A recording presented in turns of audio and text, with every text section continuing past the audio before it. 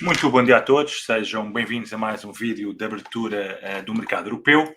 Esta madrugada os índices asiáticos subiram com bastante força, como estamos a ver aqui no nosso Market Watch.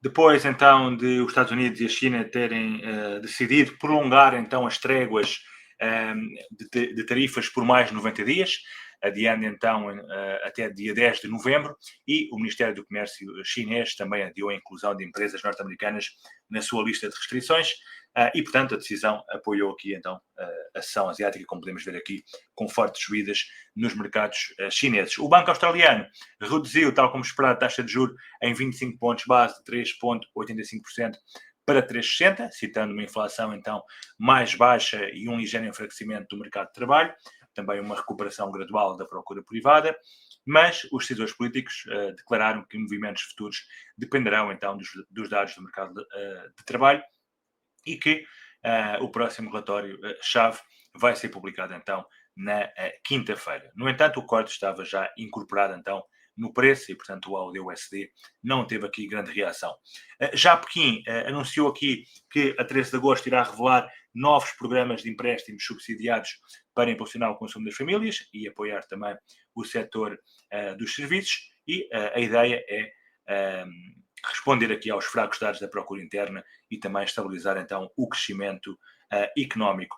Também o presidente chinês, Xi Jinping, manteve então uma conversa telefónica com o presidente brasileiro Lula da Silva para discutir o comércio agrícola. Recordar apenas que os Estados Unidos estão a pressionar a China para quadruplicar as compras de soja como um gesto de boa vontade nas negociações comerciais. No entanto, o Brasil, que levou tarifas americanas de 50%, continua a ser o principal fornecedor, por enquanto, desta matéria-prima agrícola. Por último, tivemos aqui também o PIB do segundo trimestre de Singapura, que cresceu 4,4 em termos homólogos, portanto uma décima acima do esperado, o que levou então as autoridades a aumentar a sua previsão de crescimento para 2025 para o intervalo de 1,5% a 2,5%. Na Europa também sentimento para já positivo e os futuros americanos também perspectivam para já uma abertura em ligeira alta, num dia em que teremos a divulgação do dado mais importante então da semana, portanto a inflação nos Estados Unidos. Num contexto então de enfraquecimento do mercado de trabalho, estes dados são muito importantes, ainda mais com as tarifas comerciais, e os dados apontam então para um crescimento da inflação geral de uma décima para 2,8% e da subjacente também de uma décima para os 3%.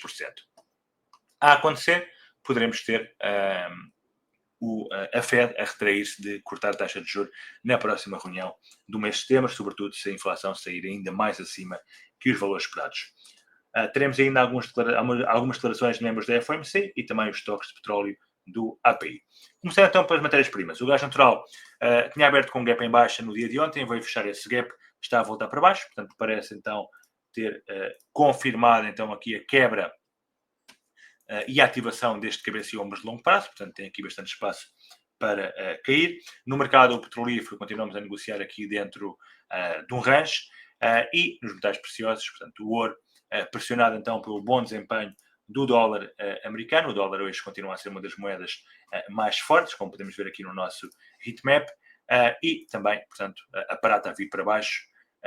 Tem aqui este suporte importante, se quebrar este suporte poderá então continuar também a cair.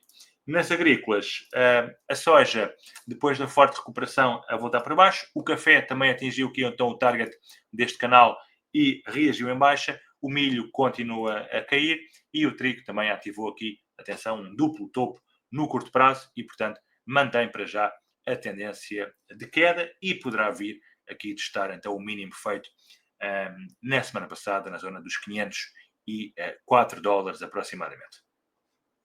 Já o cacau, também depois da forte reação e depois de ter atingido aqui o target teórico deste canal de mais curto prazo, também reagiu então em baixa e o açúcar continua aqui a ter uma forte recuperação e eventualmente poderá vir aqui novamente à zona dos 17 dólares.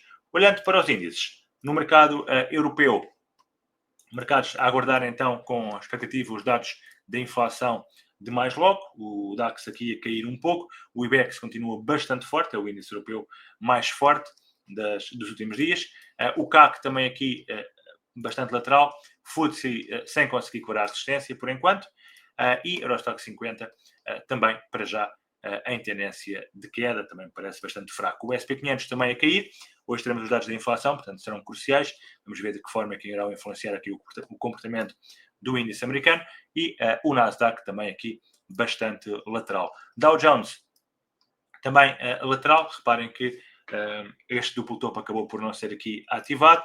Russell 2000 também completamente lateral e o VIX mantém-se aqui abaixo então dos 17 pontos. No mercado cambial, conforme referi, o AUD é das moedas mais fracas, portanto, depois do banco ter cortado então a taxa de juros, apesar de já ser esperado pelo mercado, e temos $1, a moeda mais forte, portanto, a AUD-USD, que não reagiu na decisão da taxa de juros, acaba então por ser um par bastante penalizado no dia de hoje. Temos também a Libra muito forte, é a moeda mais forte, e o CHF também muito forte. As mais fracas, portanto, IN, AUD e NZD. As moedas tipicamente relacionadas com o risco. Em que temos aqui então o dólar index, que ativou aqui este duplo fundo, continua a reagir em alta. No curto prazo tem aqui uma bearish flag que parece estar também aí para cima e, portanto, o euro-dólar para já cair, mas os mercados não deverão reagir muito até aos dados da inflação mais logo à hora do almoço. O AUD-USD também vir para baixo, também o NZD-USD a cair, portanto, a AUD e a NZD bastante penalizadas, e temos também o Yen hoje bastante fraco, sobretudo aqui em relação ao dólar americano.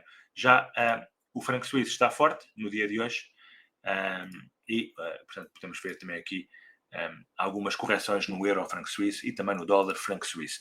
O AUD-USD é o grande destaque, portanto, a vir para baixo depois então do corte de taxa de juros, e atenção que se quebrar aqui esta zona poderá também ativar aqui um duplo topo. Por último, no mercado de criptomoedas, temos aqui então o Ethereum, que depois de quebrar estes máximos, finalmente, reparem aqui no gráfico de 4 horas ou no gráfico diário, vê-se melhor, quebrou aqui estes máximos, portanto, abre espaço para vir testar os máximos feitos aqui então em 2021, e a Bitcoin também parece estar, reparem aqui no gráfico de 4 horas, também no movimento corretivo, portanto, as altcoins estão a ganhar alguma força em relação à Bitcoin, depois de vir testar aqui o máximo histórico, a reagir fortemente em baixa. Bem, por hoje é tudo, ficamos então por aqui. Um bom resto de dia a todos e bons negócios.